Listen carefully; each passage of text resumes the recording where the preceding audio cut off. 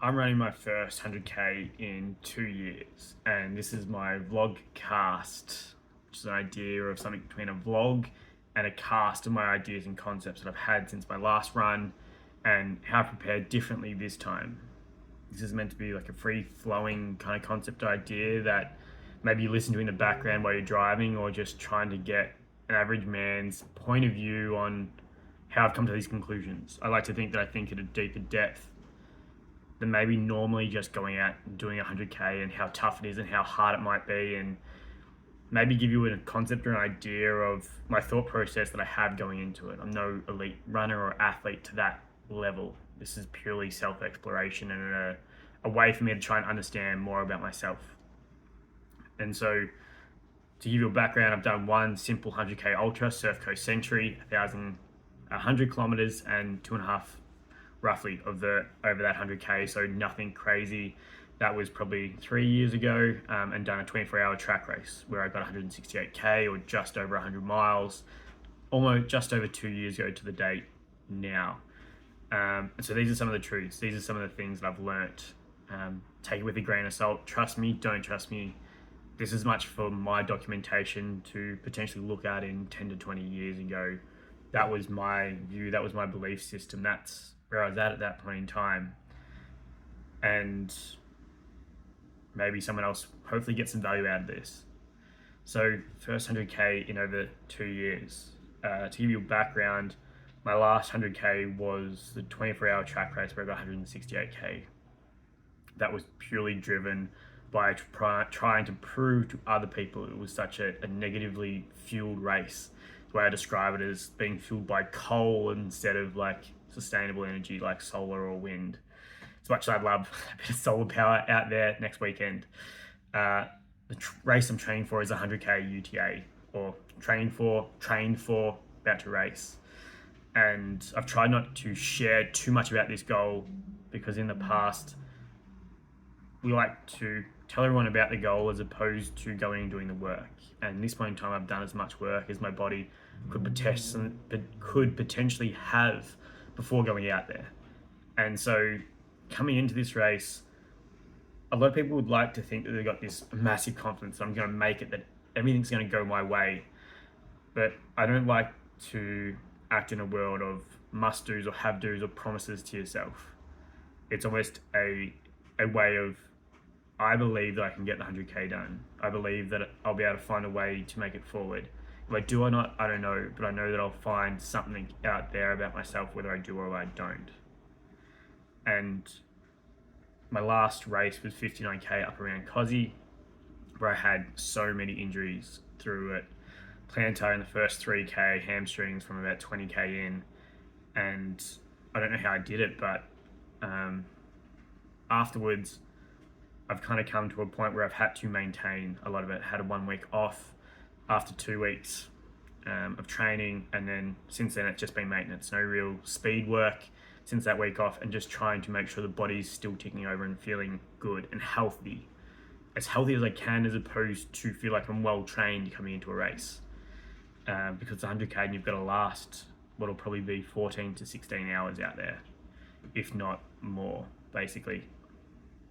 And so I had a very interesting run up to this race. After 2 years off, I started running again last January with a build to Melbourne Marathon and hopes to do an ultra again. Last January I said, I'm going to do a 100 miler by the end of last year, and I didn't. This has been my next kind of push, and that was a realization of one of my big pushes this year was to be more social, to actually appreciate the journey of running. And it's probably been a balance with the amount of run clubs and the amount of people out there. And so trained for Melbourne Marathon, had a little bit of recovery after that, forced because I thought I had a stress fracture, but I didn't. And then basically have been training for UTA 100k since that point. And this year I've done 3 50Ks, 2 races, 2 bays in Victoria, Australia, a 50k out at Lerderderg, where the last 8k was just flat track, getting to the 50k out on the road, so it was a marathon basically in Lerderderg Gorge, and the 59k at Cozzy. And since last December, So for a 3-month period, I had no work. I was unemployed, as some people like to say. And so a couple of times during that period, some people were like, how the hell are you able to do these big like weeks? I was doing 100K weeks, which I'd never done before, even when I was doing the other ultras. And people were like, how are you able to manage it? I said, well, I'm not working. And so I think I've realized since COSI that the amount of stress that we don't allocate to the run loading is our work loading. We don't know have a metric around stress. And I'd love to go into these points, maybe in another vlogcast. But it's basically this idea of, since starting work again for the last month and a half, there's the additional stress that you have by doing work and doing hard work. I work as an engineer in construction, basically play with big Tonka trucks as a dirt whisperer, just moving dirt. It's what my company does. And so that additional stress on the body is how you manage that, and as what's probably made me not able to do the 100K weeks, plus a lot of speed work, which means there's a lot of stress on my hamstrings. And so my right hamstring's been very tight, hasn't really healed coming into this race. Excuses or not, coming into the 100K, I hope that it's not going to play as big a role as what it might. And so my big load was probably about 6 to 700K weeks. Check my Strava if you really want to fact check me. And 3 50Ks, up until the point where the last 50K it's just been a maintenance block, really, and just try to hold on to the 100K. It was under great advice from my oster that he's like, if your main goal is the 100K, then make sure you rest up. Like, you're better to come in there healthy as opposed to feel like you've trained the house down and you're almost falling apart coming into the race. And so that's where a lot of my confidence is coming in, is that my body's going to be as healthy as it possibly can after pushing it for the absolute limit for about 3 to 4 months. And within that, like, there's other people that have been working full time, that I've been training with and running past and seeing on socials that I compare myself to. But I'm like, fuck, maybe I'm not running as much as them, or maybe I won't get there. And how will my race time compare to them, and how fast will I be able to do it compared to them? Like, I don't know. The only metric will be on the day, and it's not even worth comparing to them. Like, that's what at least I try and tell myself. And so I'm basically working off a couple of dot points that I have. So these are just my unintrusive thoughts around my 100K. So it was a big build since December, and coming in now for it. And so a lot of my training was to do speed and tempo work twice a week, Tuesdays and Thursdays with Little Big Run Club, and fill the rest of the week with easy runs as much as possible, up to 6 to 7 runs a week, strength training where I can, and then 2 long trails on the weekend wherever possible, or 2 long runs, like a 20 and a 30, or 2 20s, or a 15 and a 30, or whatever I could to kind of get to the 100K a week milestone, basically. And like, I don't know how my body held on or how it did it, but it was a cool kind of perspective. And probably to add to that, this time around for my build, since I basically started running again in January last year, my body's has at least a base of endurance running and fitness that's probably allowed my body to be able to cope as well as it has after doing 100K in 6 months, in probably just under 18 months. And so I don't recommend everyone to do 100K in 18 months, like, purely from the stress it puts on your body. I don't know what your background or potential is, and proclivity to injury. You'll only know when you get injured, which is the unfortunate thing. Up until that point, you're basically pushing your limit until you find your limit, which is injuries. Hence what I learnt with my hamstring, basically, at the moment. And so before that, in my previous ultra running kind of phase, I did have a coach, and a lot of that was a lot of run walking and building up that base and the caliber. I was able to do some of these races, and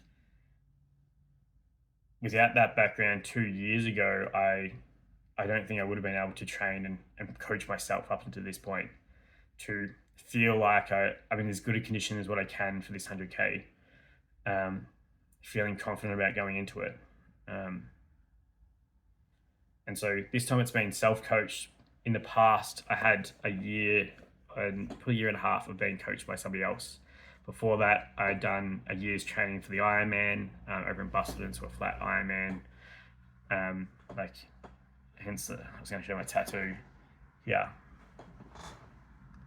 And so I think now, do you need a coach? I think it helps in the early days, just so you can understand the foundational process and how people structure it to understand what's in it, so that at some point in time, if you don't want to pay for a coach, you can just train yourself. But then it's a balance of how much do you push yourself if you're coaching yourself, or do you need someone to set and forget a program for you and you just coach other people if that's what you really enjoy doing.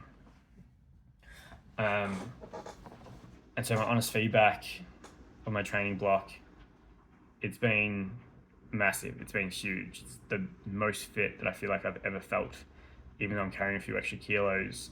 I don't think I felt as fit or as good as what I have in the past up to this point, which is insane. And, you know, like I said before, it's from different factors, and you've got to make the most of the situations that you're given to go into this point, whether you work or don't work, whether you must do 100K or must not.